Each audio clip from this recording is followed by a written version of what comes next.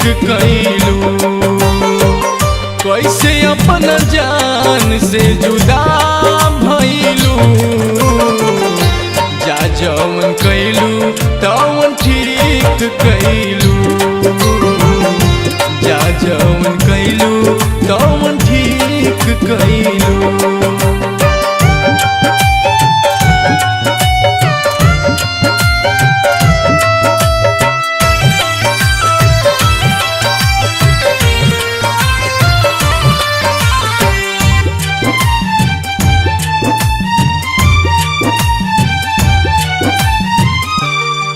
खुश रहा हम तड़प के मरी, जिंदगी के दुआ तुहरा रब से करी।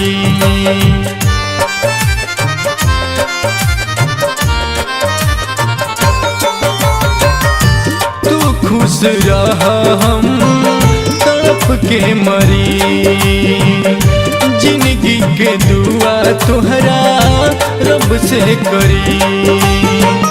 भुला गईलू हमके आंसू देख गम के, प्यार में तू रानी बेवफा भइलू। जा जवन कैलू तवन ठीक कैलू,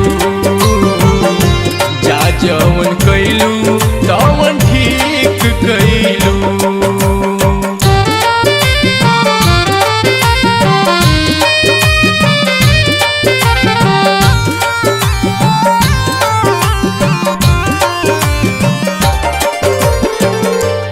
चले न रही ऐसन सपनों में बात हो, चुपके से कई दिहलू दिलवा पे घात हो।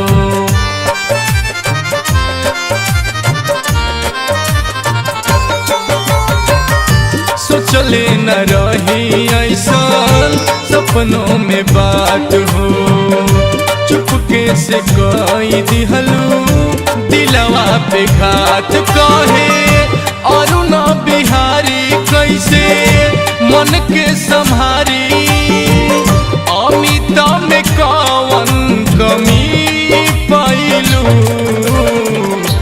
जा जवन कैलू तवन ठीक कैलू, जा जवन कैलू तवन ठीक कैलू। बरसे नैना मिले न चैना, बरसे नैना मिले न चैना। रोग तू कैसन लगा गईलू, जा जवन कैलू तवन ठीक कैलू, जा जवन कैलू तवन ठीक कैलू। कैसे अपन जान से जुदा भइलू, जा जवन कैलू तवन ठीक कैलू।